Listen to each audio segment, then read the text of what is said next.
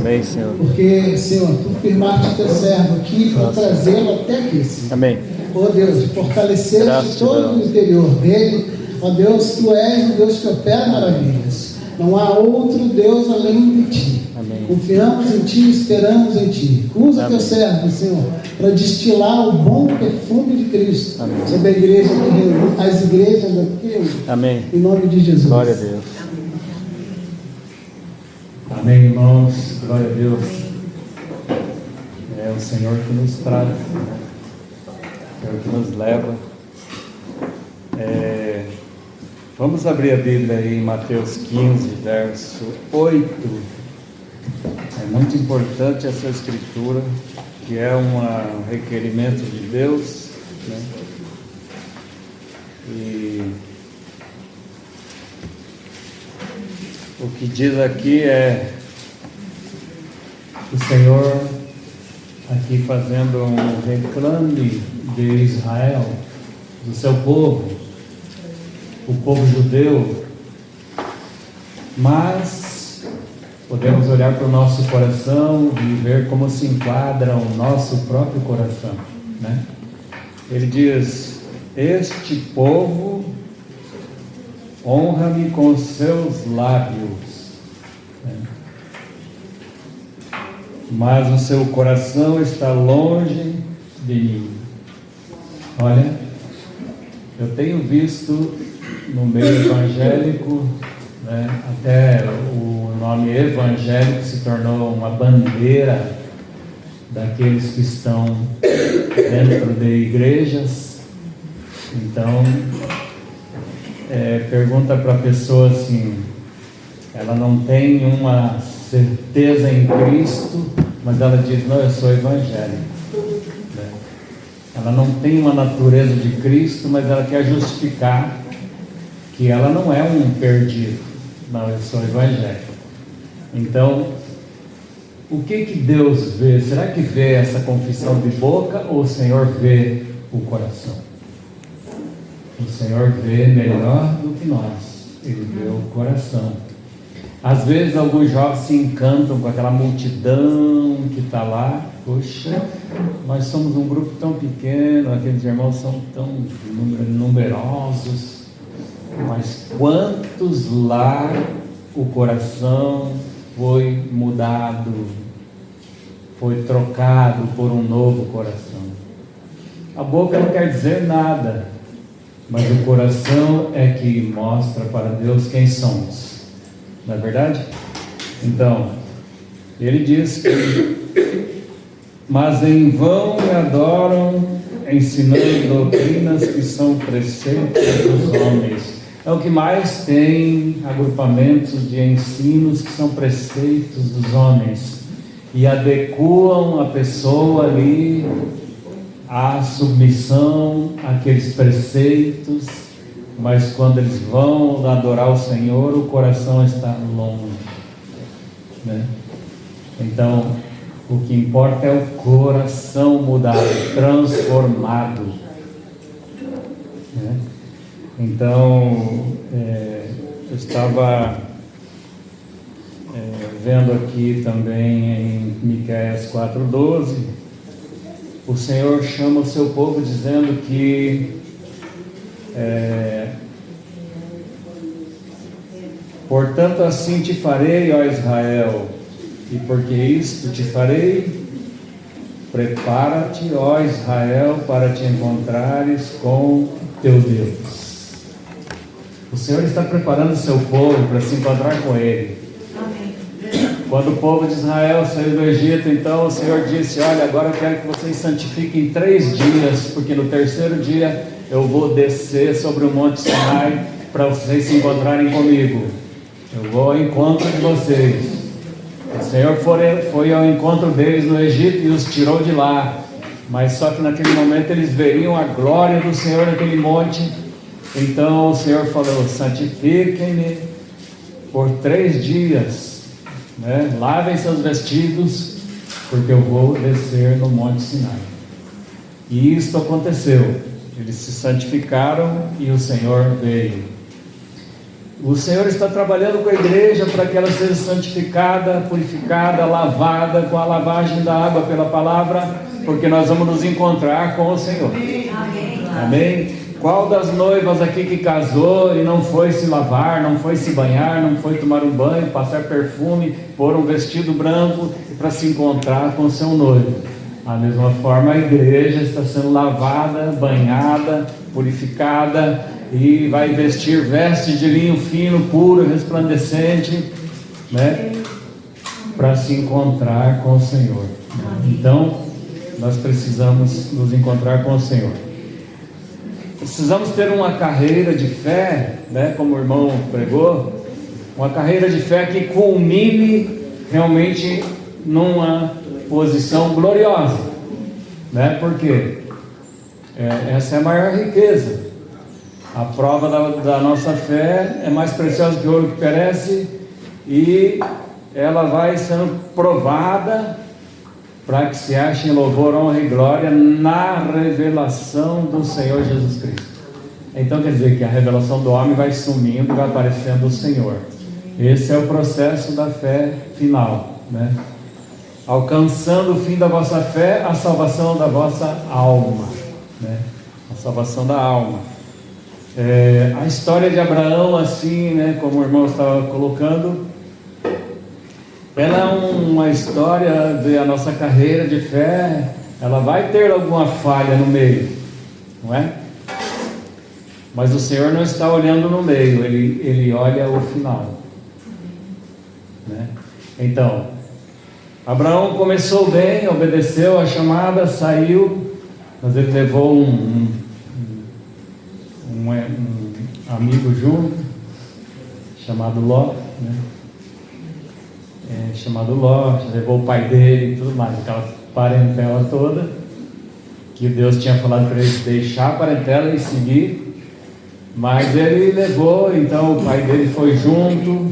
Enquanto o pai não morreu, o propósito não foi avançado, ele ficou pelo caminho. Então, mas quando ele é liberto desse apego sentimental, né, por parte do próprio Deus que levou o pai dele, mas mesmo assim ele, por segurança, ele levou Ló junto, né? Teve os atrapalhos, né? E daí Abraão se apruma, depois que se aparta de Ló, né? Se apruma, e Deus fez algo ali, ele começa a confiar em Deus, porque ele diz a Ló: escolha o campo que você quiser. Se você for para a esquerda, eu vou para a direita. Se você for para a direita, eu vou para a esquerda. Então ele confiou em Deus, que escolhia o caminho para ele. Então, quando ele faz isso, Ló se aparta dele, Deus começa a falar com Abraão.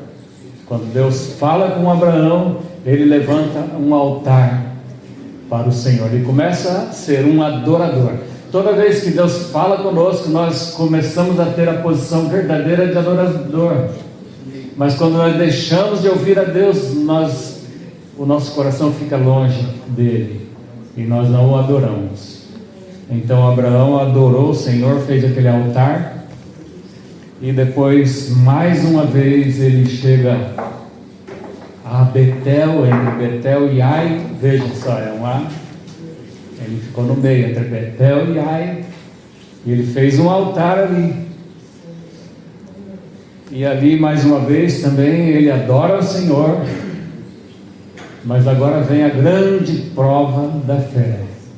A fome. A situação crítica da terra. Então ele vai para o Egito. Quantos que olham na igreja e dizem assim: puxa vida, o pastor só está pregando exortação toda a vida. Então ele sai desse lugar e vai para o mundo, vai para o Egito. Lá eu vou comer melhor. E aí, nesse ponto, Abraão se desviou do propósito, né? Mas é importante que quando ele volta, ele percebe a situação, ele vai para o mesmo altar onde ele abandonou e foi para o Egito. Então ele se restaura ali e recomeça. Daí qual é o passo seguinte? Abraão vai para o passo seguinte, ele vai para Hebrom. Hebrom é um passo um pouco mais avançado do que o anterior, porque ali essa palavra Hebrom significa união. Então Abraão faz um laço de amizade com Deus, em união a Ele, e começa realmente a andar corretamente, né? Ele avança no propósito. E o importante é que no final, no texto que o irmão leu, Abraão culmina com glória, culmina consumando toda a vontade de Deus, porque a oferta de Isaac sobre o altar vai representar a vontade plena de Deus sendo consumada, como Jesus na cruz, né? Isaac representa Jesus Cristo na cruz. E o que Jesus Cristo fez após a crucificação, estar crucificado, quando ele ia render o Espírito a Deus, ele disse: está consumado. O que foi consumado? Toda a vontade de Deus. Amém? É nesse ponto que nós devemos chegar. E olha, irmãos, que devemos observar uma coisa. Vamos voltar lá no Gênesis 22. O Ayer foi feliz de colocar esse texto, né?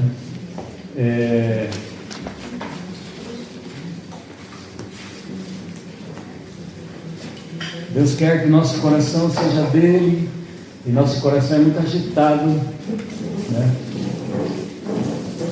Quando o nosso coração é agitado, Deus precisa pôr um cabresto na gente, né? Gênesis 22. Aqui vamos ver, eu quero só mostrar um pouquinho, não vou me deter grandemente nesse texto, mas só mostrar um pouquinho o que vale para Deus, né?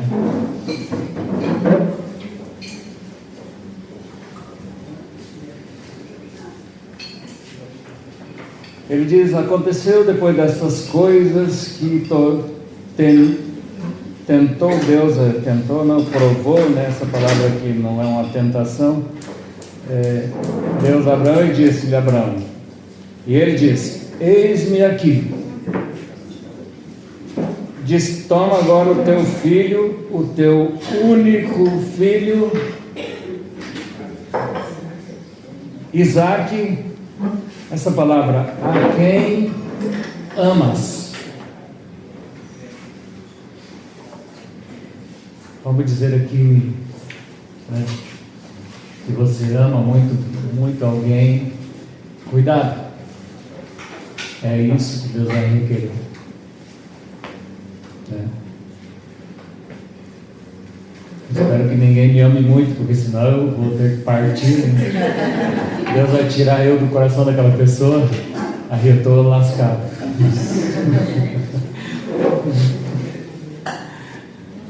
Então, diz assim: a quem amas. Só vale para Deus o que vale para mim. Nenhuma oferta é válida diante de Deus que não vale nada para mim. Amém? Esta é a grande verdade das Escrituras. O que não vale para mim não posso oferecer a Deus, mas o que vale para mim, isso pode ser oferecido ao Senhor. Amém? Então muitas vezes pegamos como o povo de Israel tinha um animal cego que não vale para mim, eu não vou conseguir vender esse animal, eu ofereço para o Senhor, não é? Coisas que não valem nada. Davi, por exemplo, ele precisava de um lugar para estabelecer um altar, e o Ornã Jebuseu veio e ofereceu: toma de graça, eu ofereço até os bois e tudo, o sacrifício eu dou, e dou o campo, dou tudo. Ele falou: não, o que não vale para mim eu não vou oferecer ao Senhor. Davi disse: eu vou pagar. Pagou o preço. Você paga o preço da adoração? Você paga o preço da tua oferta? Né? Vale a pena, né? O que vale para você é o que você oferece para o Senhor? Ou aquilo que não vale? A oferta da viúva diz que ela deu 2 moedas que valiam para ela o quê? O sustento dela, certo? E daí Jesus falou assim: todos os ricos ofertaram do que lhes sobejava, mas esta ofertou todo o seu sustento, é o que valia para ela, ela entregou. E os ricos não. Isso sobrou, eu entrego para o Senhor. Então deu a oferta ao Senhor. Então é como aquele filho assim que a mãe não gosta, esse vai ser missionário. Né? Esse aqui não deu para estudar muito, né? Não vai ser médico, não vai ser engenheiro, não tem capacidade para nada. Então, Senhor, eu entrego este no teu altar para ser missionário. Maravilha. Não vou precisar dele em casa, né? É a história de Davi. Davi estava no campo. Diz assim a história judaica, ali a tradição judaica, de que aqueles que eram colocados no campo para cuidar dos animais, das ovelhas, era o filho menos, né, importante da casa. Então ele vai cuidar das ovelhas. Os outros não, são soldados, são parrudos, cheios de músculo. Então esses serão soldados.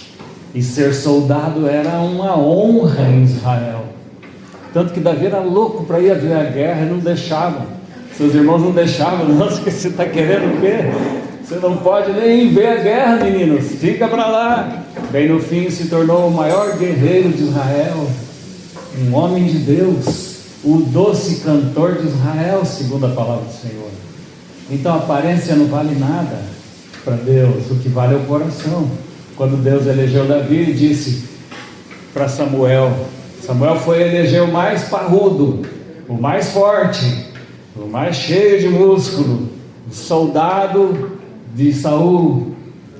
E aí ele foi logo derramar o óleo. Aí Deus falou: Samuel, não é este. Eu não olho a aparência, eu olho o coração. E aí passaram-se todos os irmãos. Mas Senhor, você falou que olha para o coração, tudo bem, mas agora não tem mais nenhum coração para olhar aqui. Não tem mais ninguém. Tem. Gessé, tem alguém? Tem sim, tem um lá no campo, mas esse ixi, né, melhor nem te trazer ele, né? Aí falou: é esse mesmo. Traga ele, porque nós não vamos comer enquanto ele não chegar. Enquanto o rei não chegar, não vamos comer. Então vem Davi. Irmão, Deus deu o coração. No dia do Senhor nós vamos ter surpresas. Surpresas.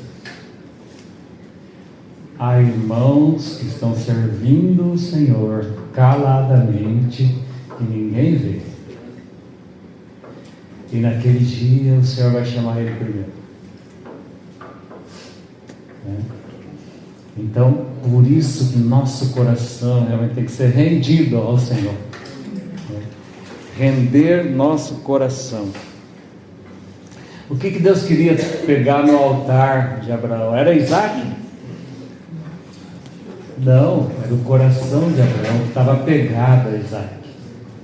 O que valia para Abraão era o futuro de Abraão, era para ele a glória dele, era aquele rapaz.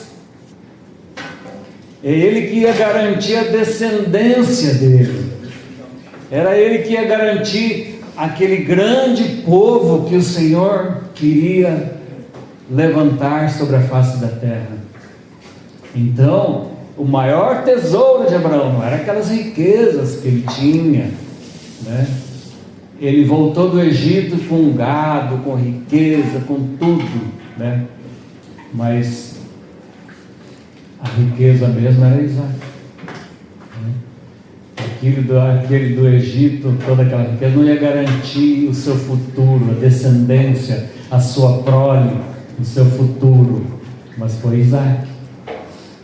Isaac era a figura de Jesus Cristo, né? Então, nós vemos, irmãos, que nós devemos ter um coração para o Senhor. Amém? E quando nós olhamos aqui Isaías capítulo 30, o Senhor quer fazer uma obra no nosso coração, né? Interessante que o Ayer falou do animal manso, né? Temos que ser manso e humilde de coração. E isso é importante. E Deus fala disso em Isaías capítulo 30.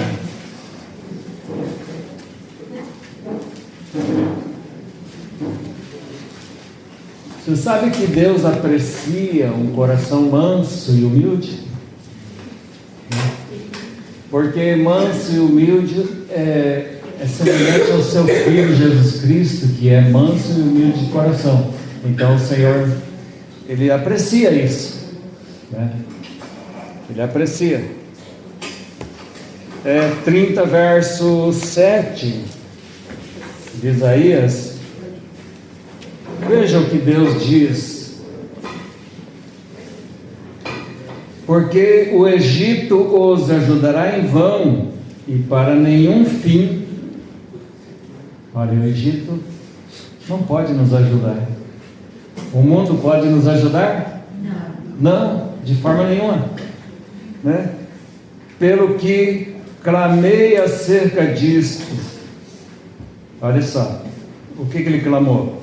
No estar inquietos estará a sua força. Estar quieto. Como estar quieto? Você já viu aquele cavalo que não é domado? Ele não é quieto. Basta alguém montar nele e pronto, né? Basta alguém pisar no nosso ego, damos coices, patadas para trás, patadas para frente e iramos. E a Bíblia diz no Salmo 32, não seja como o cavalo, nem como a mula, que se atiram a si mesmo. Então o cavalo fica se atirando para cá e para lá. Nosso ego às vezes é montado por alguém e nós nos estribamos de todo lado, nós ficamos nervosos porque estamos sendo dominados, né? Estamos com alguém em cima da gente. Então, mas o Senhor diz assim: no estar quieto estará a sua força. Daí Deus diz assim: vai, pois agora escreve isto em uma tábua perante eles e aponta-o em um livro, né? Escreve num livro, para que fique escrito para o tempo vindouro, para sempre e perpetuamente. Sabe por que Deus manda escrever isso? Porque o Senhor viria, Jesus Cristo viria, e quando Ele chegou, Ele disse: é chegado o reino de Deus. Então o que Ele queria que fizesse?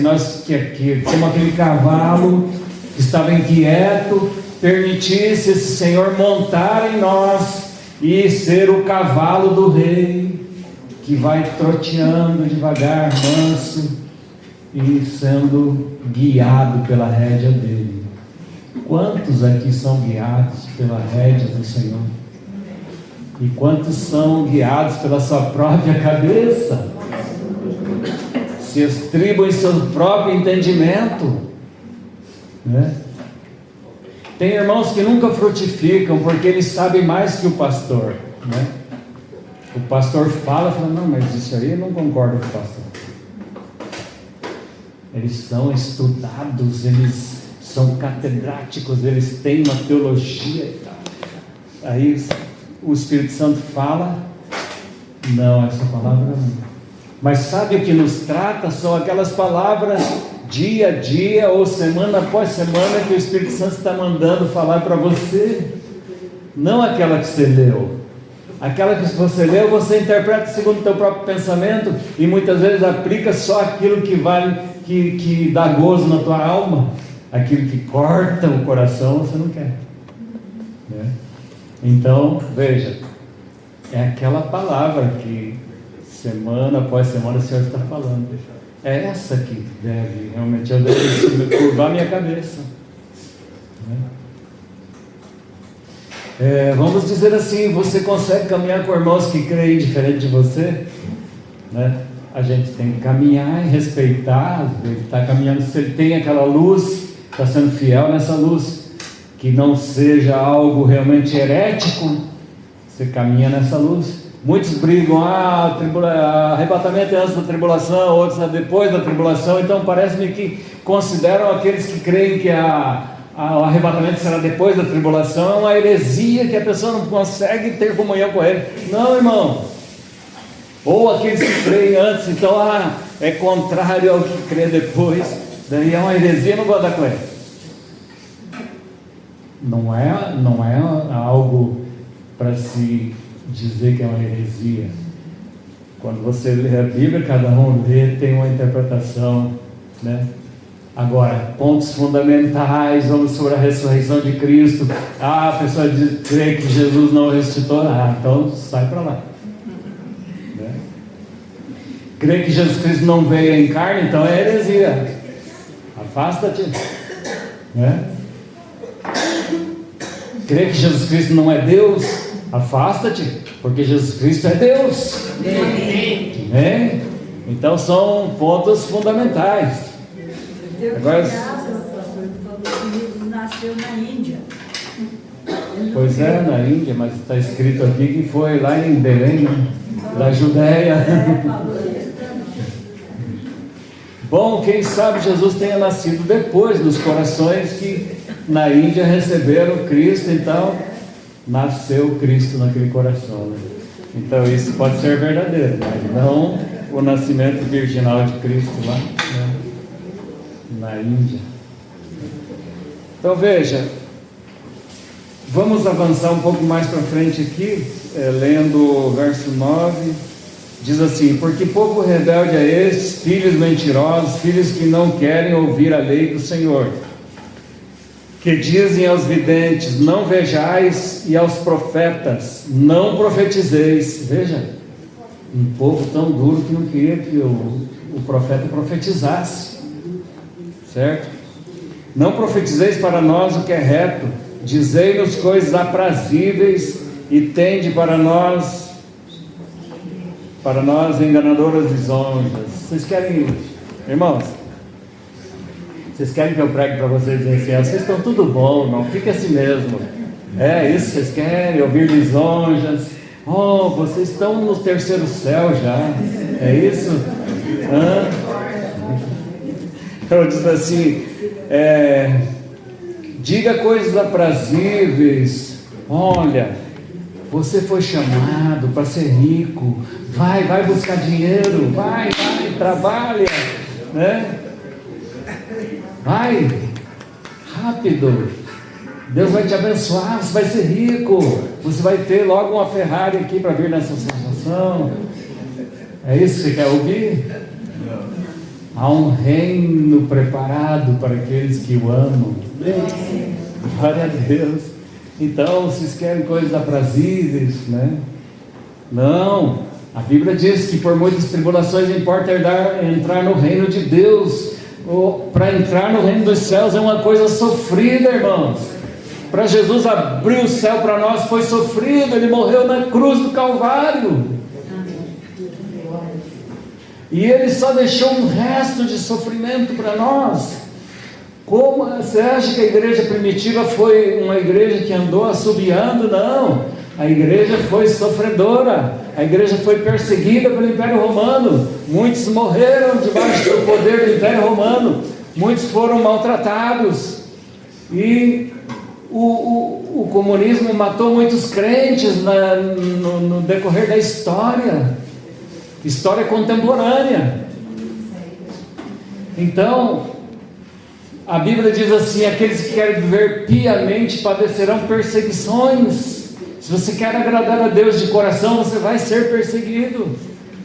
Então, irmãos, no fim dos tempos, a igreja vai ser, o sol vai aquecer mais. Amém.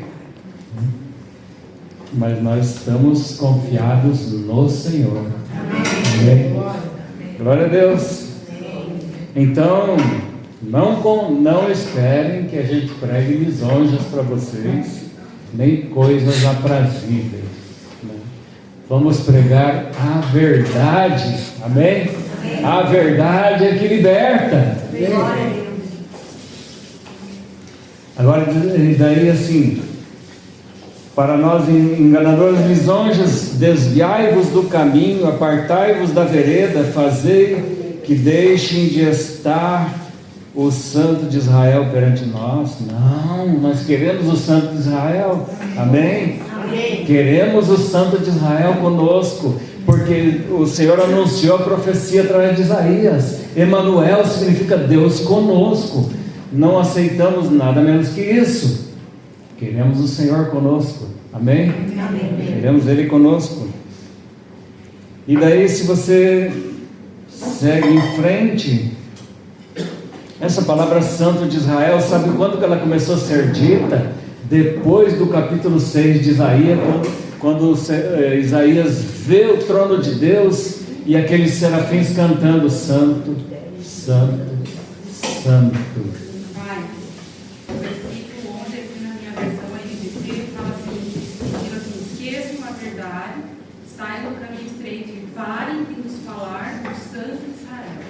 Parem de nos falar do Santo de Israel. Aí, ó, já eu tenho que parar, será? Não. Não, está escrito pare.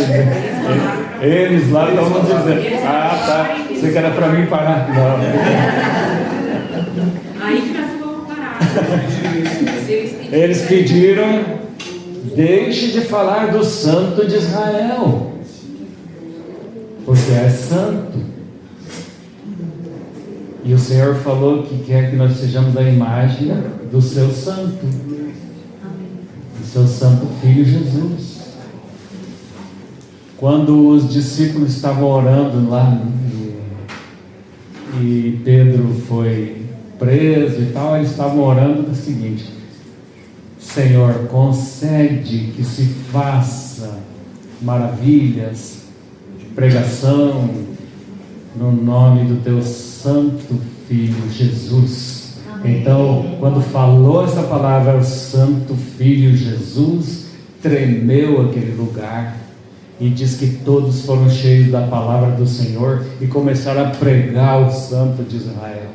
Todos começaram a pregar a palavra. Então, veja, irmãos, as pessoas não querem que fale mais de Deus, né? Não falem mais de Deus. Todo mundo pode falar as coisas, as besteiradas estão aí sendo faladas, mas quando o povo de Deus vai numa praça pública pregar a palavra de Deus, não pode. É ofensa. Irmãos, como dizia Tozer, se falar a verdade for ofensa, então que aumente as ofensas. Amém. Sejamos verdadeiros. Amém. Preguemos a verdade para que aumente as ofensas.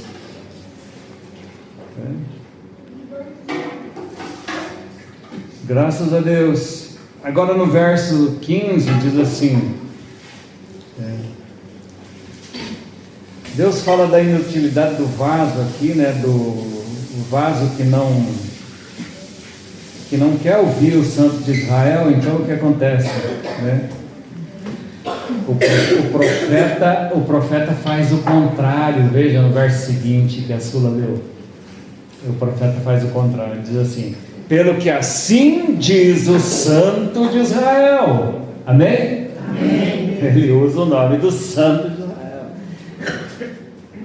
Porque assim diz o Santo de Israel: visto que rejeitais esta palavra e confiais na opressão e na perversidade, sobre isso vos estribais, por isso esta maldade vos será como a parede fendida, que já forma barriga desde o mais alto sítio e cuja queda virá subitamente em um momento.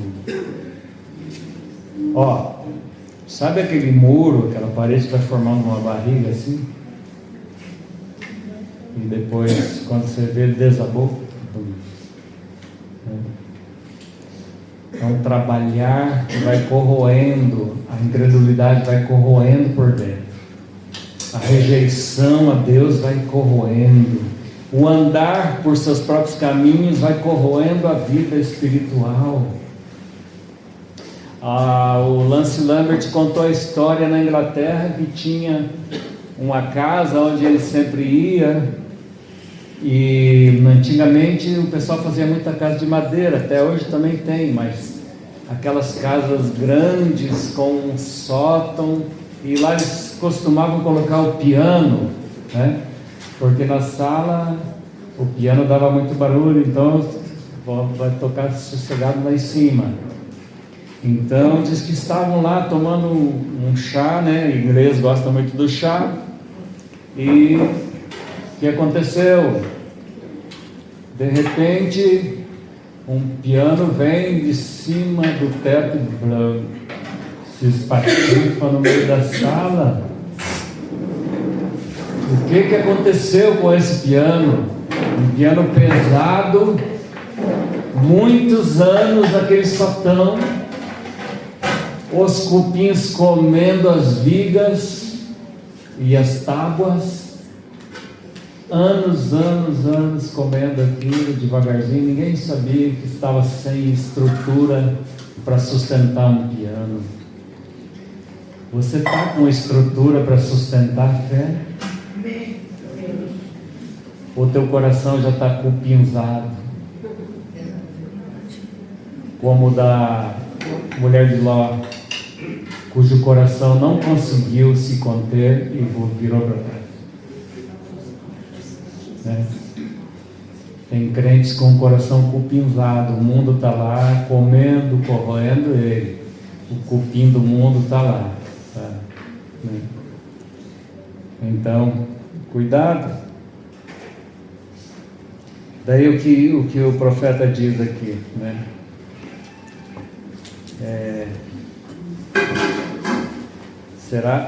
A maldade será como a parede fendida, que forma barriga desde o mais alto e cuja queda virá subitamente em um momento. Imagina, você está tomando café, cai um piano de repente. Nossa, mas quando eu construí essa casa eu coloquei vigas fortes ali, tudo para segurar esse piano, mas agora desmoronou. Então a maldade do coração vai sendo como esse cupim comendo, né? A traça comendo, e o coração desmorona no momento, subitamente desmorona. Entendeu? Cuidado, a queda pode vir subitamente, mas não foi subitamente, irmão. Nenhum desvio é súbito. A queda é súbita, mas o processo é lento. Quantos anos você confiando na tua carne, você escondendo o teu pecado, você com um coração impuro, caminhando com maldade, mas a queda veio de repente, mas o processo da corrupção foi lento. Passaram-se anos, e você confiado em você, não vou cair, porque ninguém viu, ninguém percebeu, eu estou aí numa boa. Não, pode desmoronar. Então, devemos o seguinte, para evitar esse processo de corrupção: ouvir o Espírito, ouvir o Espírito, ouvir o Espírito, ouvir a palavra, ouvir a palavra, ouvir a palavra. e aplicar no seu coração. Esse é o remédio, né? Diz assim: e ele o quebrará como se quebra o vaso do oleiro, e quebrando-o não se compadecerá, não se achará entre os seus pedaços um que sirva para tomar fogo do lar ou tirar água da poça. Esse vaso não vai ser útil para nada, estará quebrado a ponto de nenhum caco ter condição de você ir lá na poça d'água e pegar um pouquinho d'água. Mas agora vem o remédio. Vamos dizer assim, o verso seguinte: porque assim diz o Senhor Jeová, o Santo de Israel, viu? O Senhor continua falando: em vos converterdes e repousardes estaria a vossa salvação. Primeiro, conversão, repousar, descansar, parar com a atividade pecaminosa, repousar, descansar na salvação de Deus, né? Não deixar a atividade da tentação prosseguir.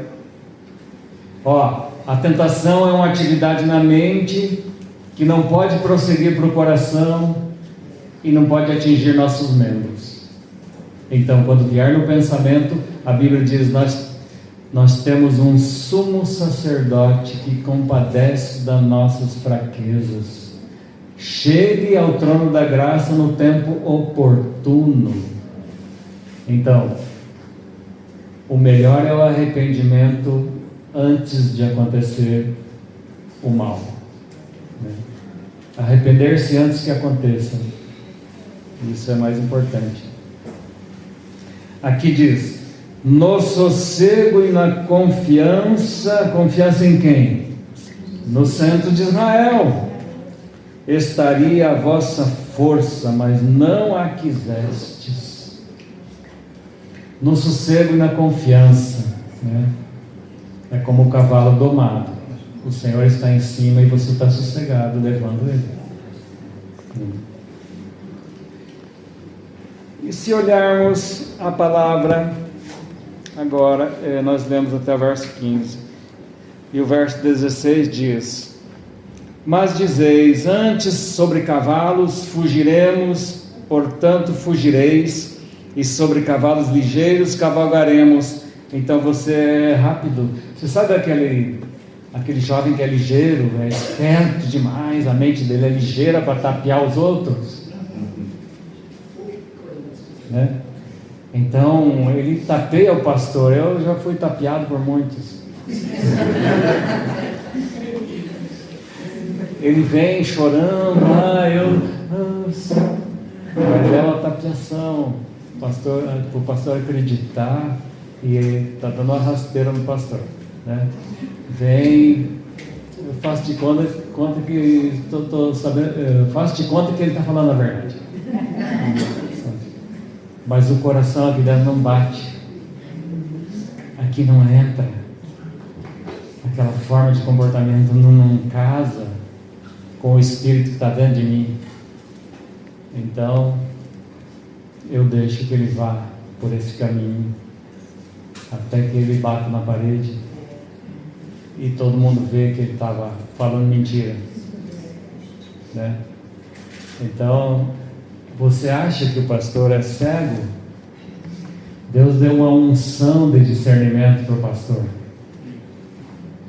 senão ele não poderia ser pastor. Então as pessoas pensam que vem e conta a história, isso aí é alegria, enganei o pastor. Não enganou nada. Deus te soltou no engano. Eu não quero que Deus me solte. Eu falo para o Senhor assim: Senhor, se perceber que eu estou enganado, Senhor, não solte a minha mão, para que eu faça a minha vontade. Não solte, não me largue. E fui ver, eu vi Derek Prince falando a mesma coisa. Disse assim: olha, a pior coisa que eu penso na minha vida é que se Deus me soltar, eu sempre oro: Deus, não me solte, por favor. Não me solte, me agarre. Mantenha-me preso. Ó Senhor. Quero ser prisioneiro do Senhor. Paulo, depois daquela experiência, ele disse: eu sou prisioneiro do Senhor. Eu não quero me soltar. Mesmo que haja sofrimento, não quero me soltar. Não me solte, Senhor. Mas o Senhor diz aqui que esses espertos, né, sobre cavalos ligeiros cavalgaremos. Por isso, disse Deus, os vossos perseguidores serão ligeiros. Quanto mais ligeiro nós corrermos para longe do Senhor, mais ligeiro é nosso inimigo para nos alcançar. E por isso que as desgraças acontecem rapidamente quando nos afastamos do Senhor, porque os inimigos se tornam ligeiros, mais ligeiros do que nós. Então, não sejamos ligeiros para enganar ninguém. Sejamos ligeiros sim, para render nosso coração ao Senhor e se converter a Ele de todo o nosso coração. Amém? Amém. De todo o nosso coração, para a glória do nome do Senhor. É maravilhoso o conduzir de Deus na nossa vida. Veja, Moisés não aceitou Deus largar eles. Êxodo 33.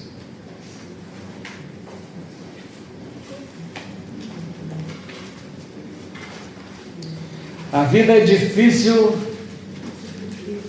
com o Senhor, não é? A vida é difícil com o Senhor.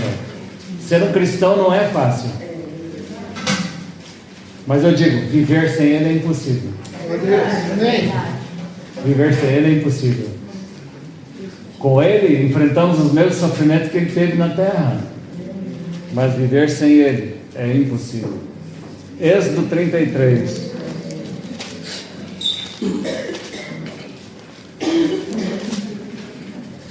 Aqui, vocês sabem, no capítulo 32, houve um desastre. Israel fez um bezerro de ouro, adorou o bezerro, e Deus ficou indignado e disse: eu não vou mais com este povo. O maior desastre da nossa vida é quando Deus diz: não vou mais com você.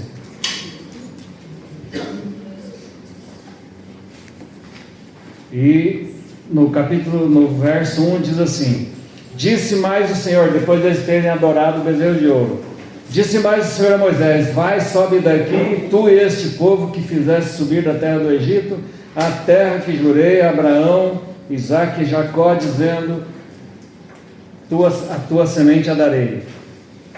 Olha só: e enviarei um anjo adiante de ti. Quantos ficariam contentes se Deus falasse: vai um anjo com você? O crente se justifica: não, o anjo do Senhor estava comigo. Mas não quero o anjo do Senhor, eu quero o Senhor. O Senhor falou assim: ó, faça uma proposta, Moisés. Eu mando um anjo adiante de ti, e lançarei fora os cananeus, os amorreus, os heteus, os ferezeus, os heveus e os jebuseus. Há uma terra que manda leite e mel. Eu pergunto: que terra que manda leite e mel que o Senhor não vai estar lá? Não quero estar. Pode ter um monte de mel, pode ter coisa gostosa, mas não vou querer estar sem o Senhor. Eu encontro crentes desviados aí pelo caminho. Eles estão ricos, eles estão prósperos. Daí a gente fala: e daí, irmão, não vai voltar para o Senhor? Não, eu estou no Senhor, estou abençoado. Ó, você está vendo? Ó, eu estou abençoado. A pior coisa é um crente abençoado no mundo. Significa Deus largou ele para ser abençoado. Deus largou ele para viver nessa vida. E no fim ele vai ver a diferença, porque antes ele não vê. Ele acha: não, porque eu tenho riqueza, eu estou abençoado, né? Está ali, ele passa na frente da igreja, os santos estão reunidos, com aquele carrão, né? Uma Ferrarona assim, e fala: ó, tá vendo? Ó, vocês estão aí cultuando, eu estou numa boa, abençoado por Deus. Isso que é bênção de Deus. Vocês aí, ó, os carrinhos dos irmãos, tudo forrequinha, vamos. Mas, irmãos, a maior riqueza não são essas coisas. É Jesus Cristo mesmo. Amém. Então diz assim, é uma terra que manda leite e mel. Daí diz assim: porque eu não subirei no meio de ti, porquanto és povo obstinado, para que te não consuma eu no caminho. Aí, a resposta de Moisés, né? Verso 12. Então, e Moisés disse ao Senhor: eis que tu me dizes, fazes subir a este povo, porém não me fazes saber a quem há de enviar comigo. O Senhor tinha feito saber, falou que ia um anjo, mas Moisés nem considerou. E tu disseste: conheço-te por teu nome, também achaste graça aos meus olhos. Agora, pois, se tenho achado graça aos teus olhos, rogo-te que me faças saber o teu caminho e conhecer-te-ei, para que ache graça aos teus olhos e atenta que esta nação é teu povo. Disse, pois, Deus: irá a minha presença contigo para te fazer descansar. Olha, irmãos, quando a presença do Senhor está conosco, quem trabalha é Ele, nós descansamos. Amém? Amém? Ele trabalha. Enquanto eu estou trabalhando, Deus está só olhando. Mas quando eu descanso e entrego a Ele, Ele começa a trabalhar, né? Então disse: se a tua presença não for conosco, não faça-nos subir daqui. Então Deus teve misericórdia e foi com eles, né? Glória a Deus. E veja como Deus conduz a nossa vida, né? Em Isaías capítulo 63, não, 33 não, 63. É assim que Deus conduz seu povo. O Espírito Santo é um pastor, ele pastoreia. A função de guiar é a função de um pastor, né? E quando o Senhor disse que enviaria o Espírito Santo para a igreja, Ele disse: Ele vos guiará em toda a verdade. Ele é um pastor. O pastor guia para as fontes das águas da vida. O pastor guia as ovelhas para águas tranquilas. Esse é o pastor chamado Espírito Santo. E aqui em Isaías 63, ele está guiando como o procedimento de um pastor. O verso 7 dizendo: as benignidades do Senhor mencionarei, e os muitos louvores do Senhor, consoante tudo que o Senhor nos concedeu, e a grande bondade para com a casa de Israel, que usou com eles, segundo as suas misericórdias, segundo a multidão das suas benignidades. Porque o Senhor dizia, estou lendo o verso 8, certamente eles são meu povo, filhos que não mentirão, assim ele foi seu Salvador. Em toda a angústia deles foi ele angustiado, e o anjo da sua presença os salvou. Pelo seu amor e pela sua compaixão ele os remiu, e os tomou e os conduziu todos os dias da antiguidade. Isso não é consolador? Glória a Deus. Mas eles foram rebeldes, contristaram o seu Espírito Santo, pelo que se lhes tornou em inimigo, e ele mesmo pelejou contra eles. A pior coisa não é o diabo pelejando contra você. Sabe qual é a pior coisa? O Espírito Santo pelejando contra você. Olha, um dia Bob Mumford estava todo quebrado, né? Ele escreveu um livro chamado Patrola de Deus, né? Ele estava todo quebrado, a situação não dava certo, estava tudo mal, estava tudo errado, ele não prosperava, ele buscava e não dava certo. E ele um dia começou a orar: Satanás, eu te repreendo, porque vem todas essas coisas para cima de mim.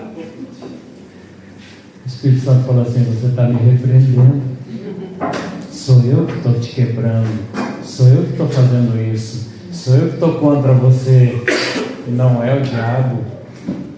Porque se o Espírito Santo é contra nós, o diabo não tem poder para tocar em nós, a não ser que Deus permita tocar. Então veja, irmãos, o Espírito Santo toda hora está trabalhando com a gente. Você tropeçou numa pedra lá, você vai querer dizer que foi o diabo. O Senhor quer te ensinar alguma coisa. A gente é insensato e não para. Senhor, para que fizeste isso? Deus é soberano. Deus não pede licença para o diabo para fazer coisa nenhuma. O diabo que pede licença. Posso tocar em Jó? Pode, mas na vida dele não. Deus falou: não toca na vida. Pode tocar nas coisas, porque ele não vai blasfemar. Pode tocar nas coisas. Tirou todos os filhos de Jó, mas foi permissão de Deus. É um trabalhar de Deus. Então, veja, o Espírito Santo pelejou contra eles. Todavia se lembrou dos dias da antiguidade de Moisés e do seu povo, dizendo: onde está aquele que nos fez subir do mar com os pastores do seu rebanho? Onde está aquele que pôs no meio deles o seu Espírito Santo? Aí, o Senhor colocou no nosso meio o Espírito Santo, amém? O Senhor falou: ouvi o que diz o Espírito. O Espírito Santo está atuando no meio da igreja. Ele está ali como a luz do candeeiro. Aquele cujo braço glorioso ele fez andar à mão direita de Moisés, que fendeu as águas diante deles para criar um nome eterno. Então o Senhor cria um nome eterno quando nós aceitamos. Aquele que nos guiou pelos abismos como um cavalo no deserto, de modo que nunca tropeçaram. Quando nós somos guiados pelo Espírito Santo, jamais tropeçamos. Mas nós temos que ser como esse animal, né, que desce aos vales, domado pelo Senhor, governado pelo Espírito Santo. Diz assim: como o animal que desce aos vales, o Espírito do Senhor lhes deu descanso. Olha só, o Senhor é o Senhor que nos leva para o descanso. Mas enquanto nós não deixamos Ele montar, não teremos descanso. Porque somos a ovelha é um animal guiado, tem que ser guiado, né? Não pode ser como o cavalo que se atira a si mesmo. Tem que ser o cavalo domado, né? Então, o Senhor lhes deu descanso, assim guiaste o teu povo para criares um nome glorioso.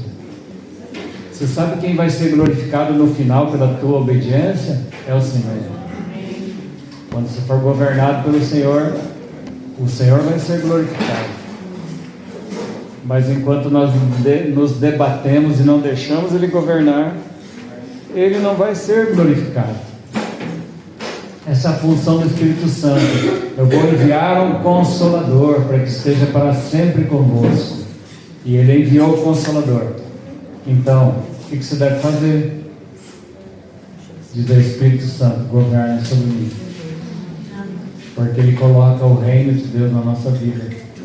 E Ele governa o nosso coração. Para que possamos glorificar o nome daquele que é o Santo de Israel. Amém? Graças a Deus por Jesus Cristo nosso Senhor. Podemos louvar o Senhor, podemos ficar em pé,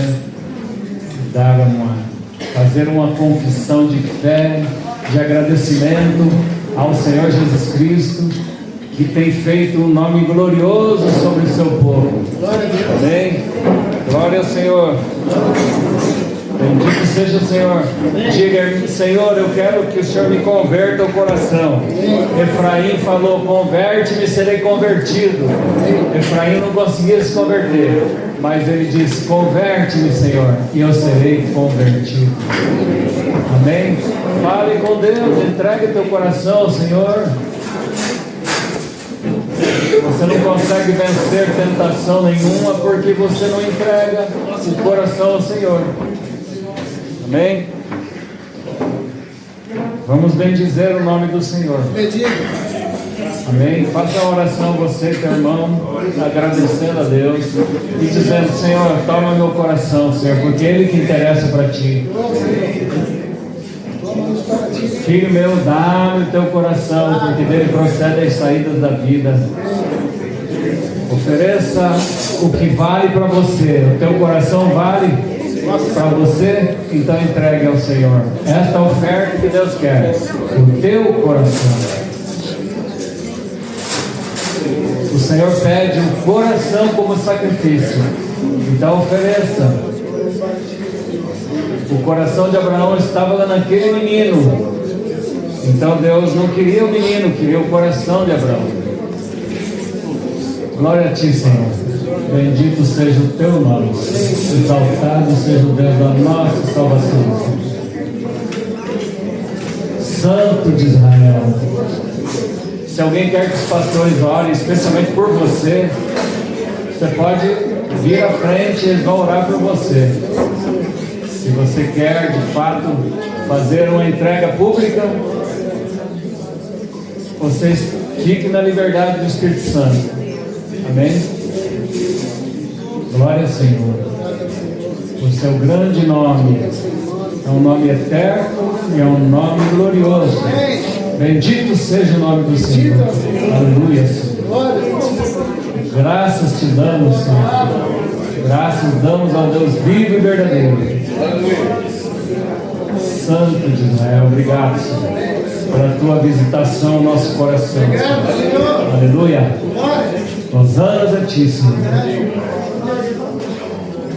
Ó Santo de Israel, a ti toda honra, glória, louvor, santidade. Bendito seja o nome do Senhor. Aleluia. Graças a Deus.